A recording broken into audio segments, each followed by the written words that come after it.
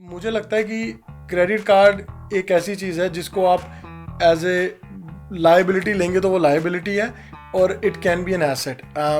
अगर आप मुझसे पूछें तो मैंने जितना क्रेडिट कार्ड इस्तेमाल किया है I would always consider as an asset. अब हम सब ने देखी होगी कि बैंक की तरफ से कभी चिट्ठी आती है, वो मुझे भी आई पर मैंने लोगों की तरह वो फाड़ के फेंकी नहीं। आई रेड अबाउट इट कि यार ये क्या चीज़ से चेक लिख के दे सकते हैं उस अमाउंट के आप।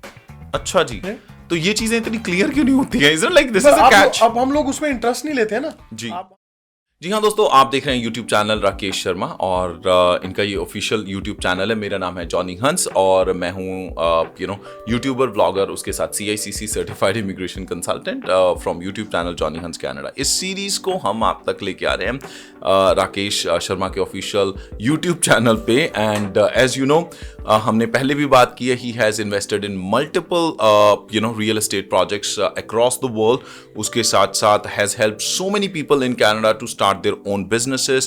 जो इन्होंने खुद सीखा, he has been helping a lot of people to learn that। उसके साथ साथ he himself is a CICC certified immigration consulting, helping lot of businesses from across the world to come and invest in Canada।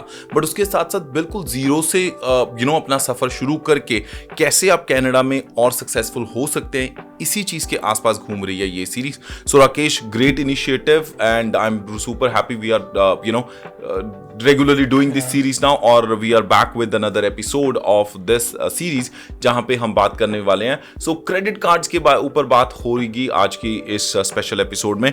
So how excited are you about it? I am actually very excited कि हमने ये finally शुरू कर दिया। Now this is the second video we are making for our series and अब ये चीज़ बड़े दिनों से मैं करना चाहता था and then now finally we doing it. तो ये एक अच्छा जो हमारी तरफ से इनिशिएटिव हमने शुरू किया है, जो होपफुली जो हमें देख रहे हैं वो सीखेंगे कुछ और इससे कुछ अच्छा करेंगे। Credit card is one of my favourite topic and I wanted to discuss about it. मुझे लगता है कि क्रेडिट कार्ड एक ऐसी चीज़ है जिसको आप एज ए लायबिलिटी लेंगे तो वो लायबिलिटी है और it can be an asset. अगर आप मुझसे पूछें तो मैंने जितना क्रेडिट कार्ड इस्तेमाल किया है I would always consider as an asset. And इसको एक बड़ा मैं कहूँगा यार समझने की ज़रूरत है आपको कि क्रेडिट कार्ड आप किस मुकाम पे लाइफ में है ना, उसमें आप उसको कैसे यूज़ कर रहे हैं। डिफरेंट यूजेस और सेम यूज़ नहीं रह सकता आपका थ्रू आउट लाइफ। अगर आप बोलें तो मैं एक एग्जांपल आपके साथ शेयर करूंगा कि मैंने अपना स्टडी का जितना भी पे किया सारा क्रेडिट कार्ड से पे किया विदाउट हैविंग टू पे दोज 22-29% इंटरेस्ट। जब हम बैक इन द टाइम मैं आया एज ए स्टूडेंट तो एक सेमेस्टर की फीस पेड थी, सेकेंड सेमेस्टर की का था घर पे जुगाड़ क्योंकि काम नहीं मिल रहा था। हमें सिन नंबर बहुत देर बाद मिलता था, आई थिंक 8 महीने बाद तो हम सिन के लिए एलिजिबल होते थे। तो सेकंड फीस भी मैंने थोड़ा बहुत आगे पीछे काम करके हाफ पे की, हाफ घर से पे कराई। देन थर्ड वाले का मुझे था कि यार अब मैं घर से पैसे नहीं लूँगा, काम करना है। बट मैं क्या करता था, मैं जब भी टाइम मिलता था, क्योंकि मैं एक जगह काम कर रहा था पार्ट टाइम और मुझे मेरे पे चेक बैंक में आते थे एवरी बाई वीकली, तो मैं बैंक जाता रहता था, उनसे बात करता रहता था कि यार कैसे अपनी क्रेडिट कार्ड की लिमिट इंक्रीज़ कर, क्योंकि इनिशियली $1000 मिलता था। तो और मैं हर कुछ देर बाद बैंक फ़ोन करके ना देखता था कि कोई प्री अप्रूव लिमिट है और मैं अगर क्रेडिट भी चेक करा लूँ तो कोई फ़र्क नहीं। तो मैंने वैसे करते करते अपनी जो क्रेडिट कार्ड की लिमिट है $8000 करवा ली थी, I think with in year के स्पैन में। जी। तो क्या हुआ कि आपको अब हम सब ने देखी होगी कि बैंक की तरफ से कभी चिट्ठी आती है कि you can use all the money on your credit card to pay another debt at 2% और 0% interest and 1% transfer fees and all. वो मुझे भी आई पर मैंने लोगों की तरह वो फाड़ के फेंकी नहीं। आई रेड अबाउट इट कि यार ये क्या चीज़, बैलेंस ट्रांसफर वाली 0% क्या है।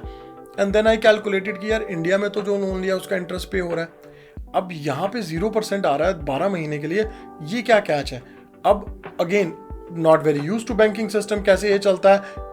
आई वॉज लाइक यार कुछ ना कुछ तो झोल है। तो then I called customer service, उनको मैंने बोला कि यार मुझे एक्सप्लेन करो ये क्या है। And then the guy explained me, तो उसने मुझे बताया नंबर्स। मैंने बोला नहीं वेट, जो आप बोल रहे हो let me write down so that हम एक ही पेज में। तो मैंने वो सारा लिख लिया, बात हो गई। फिर भी मुझे लगा कि यार शायद मेरे को कुछ सुनने में। And then I called again next day another agent and then I wrote down what she told me. तब मैंने मैच किया, it was the same information. So मैं बैंक गया and then I reconfirmed because this was my first time doing something like this and it was very new for me. तो मैंने अगेन confirm किया. So what I did is I took that money as a loan, paid off all my debt I had to, and then वो मेरे पास 12 months का target था कि उसको फिनिश करना है. So I was doing 2 jobs at that time. तो मेरे को पता था कि यार अब यही ख़त्म करना है. तो एवरी मंथ मैंने ऑलरेडी एक अमाउंट एलोकेट की थी टुवर्ड्स दिस, और वो ऑलरेडी डिवाइडेड थी कि 12 महीने में वो पे ऑफ हो जाएगा. बट जब कभी मेरे को मंथली थोड़े पैसे ज़्यादा बचते थे, मैं वो अमाउंट बढ़ा देता था. तो वो करते करते मैंने 6 मंथ्स में वो सारा पे ऑफ कर दिया without having to incur a single penny for like debt और लाइक इंटरेस्ट. तो ये एक चीज़ मैंने क्रेडिट कार्ड से सीखी कि आप इसको, और मैंने इस चीज़ को इतनी बार यूज़ किया है क्योंकि उसके बाद मैंने अपनी क्रेडिट कार्ड की लिमिट इंक्रीज करके RBC TD में मेरी 50,000 that's the maximum they don't give you more than that. And मैंने वहाँ से वो जब भी ऑफर आया, मुझे लगता है मुझे जितनी बार भी बैंक से वो लेटर आया होगा ना कि आप 0% या 2% पे ले सकते हैं, I have always use that money. But वो तो बैलेंस ट्रांसफर होता है कि यार आपका एक क्रेडिट कार्ड का जो मनी है आप उसके दूसरी तरफ कर लो, और is it like a loan kind of thing? You can transfer that money to your bank account. अच्छा, वो बैलेंस ट्रांसफर वाला में ट्रांसफर कर देते हैं. You can actually have cheques, और उस क्रेडिट कार्ड से चेक लिख के दे सकते हैं उस अमाउंट के आप. अच्छा जी.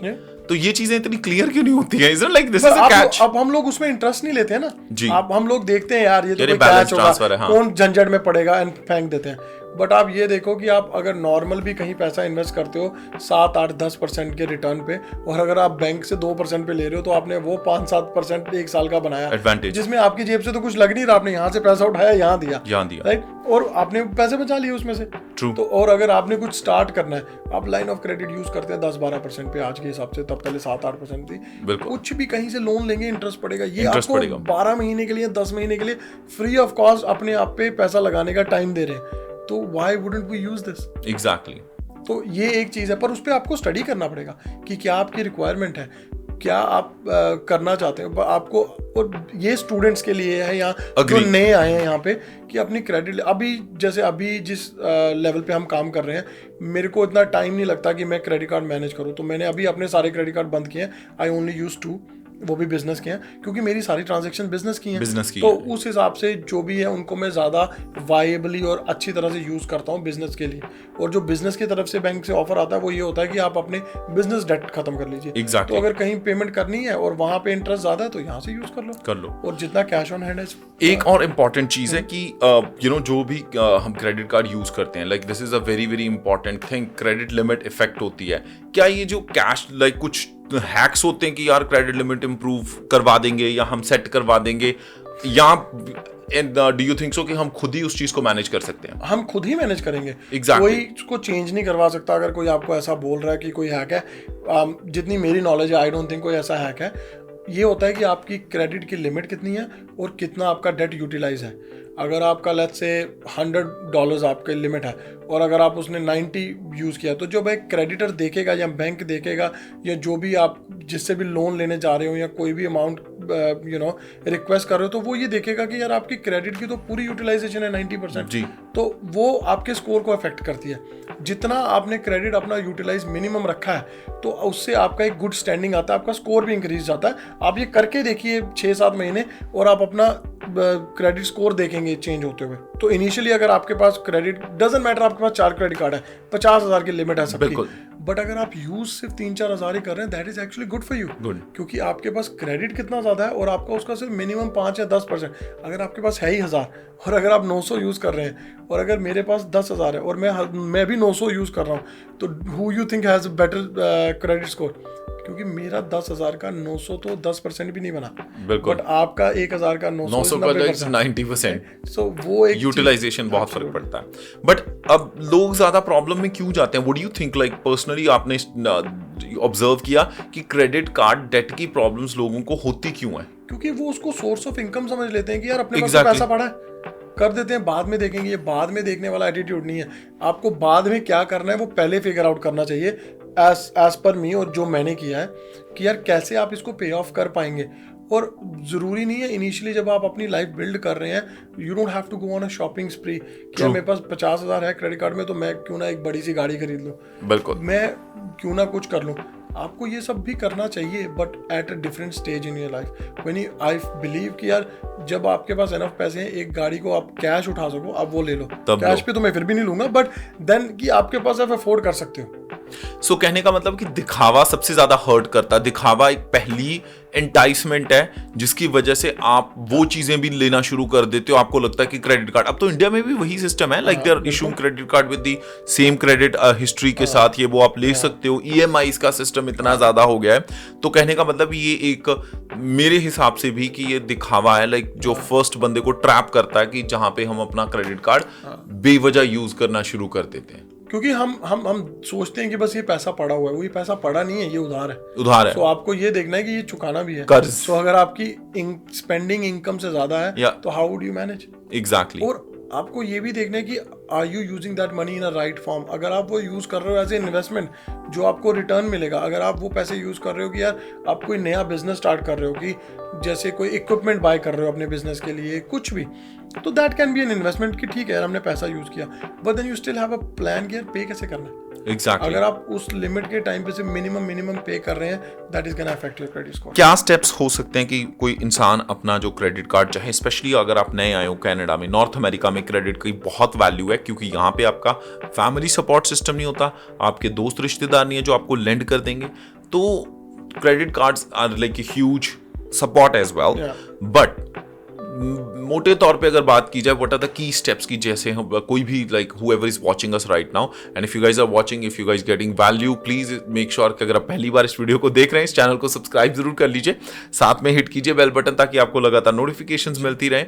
और आई एम श्योर मेरे कहने की बात नहीं है, अगर आपको अच्छी वैल्यू मिल रही है तो लाइक जरूर कर दीजिएगा इस वीडियो को। तो चलिए बात करते हैं कि मैनेज कैसे किया जा सकता है अपने क्रेडिट कार्ड्स को, हाउ एग्जैक्टली, क्या कुछ हैं स्मार्ट स्टेप्स या हैक्स कि यार इस तरह आप like how were you managing your credit cards specially in the big early stages. पहले तो फिर एकदम से बड़ी लिमिट की तरफ ना जाएं, बिल्कुल, पहले छोटी लिमिट में अपने आप को मैनेज करना सीखें। प्लस आपको ये भी देखना है कि यार आपकी जो कार्ड है, क्या आप एक से ज्यादा, क्योंकि मुझे लगता है कि समहाउ हमको पता होता है कि यार हम कितना मैनेज कर सकते हैं, how good are we with money. अगर आपको लगता है कि you are not very good with managing, कि यार मेरे को नहीं पता चलता है कि यार कब टाइम ड्यू डेट पे करना है, कब ये कितना पे करना चाहिए या मैं कितना, तो तब आप अपनी लिमिट को बिल्कुल मिनिमम रखें।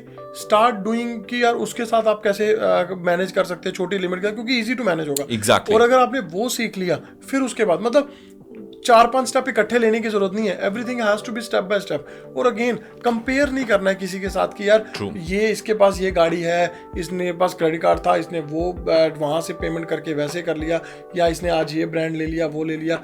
But you are in a different lifestyle, you are in a different time in your life right now. तो आप जहाँ पे हैं उसी पे वर्कआउट करिए, उसी को मैनेज करिए, और फिर आप कल को कहीं भी पहुंच सकते हैं अगर आप अच्छे से उसको मैनेज कर चैनल करेंगे। यस, बिल्कुल। आपको क्या लगता है कि यार ये सारी इंफॉर्मेशन क्यों अवेलेबल नहीं होती? लाइक आजकल चलो है, I have heard lot of people talking about financials. Do you think so? What is the lack? क्या कोई इस बारे में पहले बात क्यों नहीं करता, या इज इट इंटेंशनल जो फाइनेंशियल सिस्टम्स नहीं करते, या किसी को वैसे ही नहीं पता था इन चीजों का? आई थिंक इन्फॉर्मेशन हमेशा से थी। अच्छा। अभी एक्सेस टू टेक्नोलॉजी बहुत इजी हो गया है, लाइक सब कुछ ऑनलाइन है।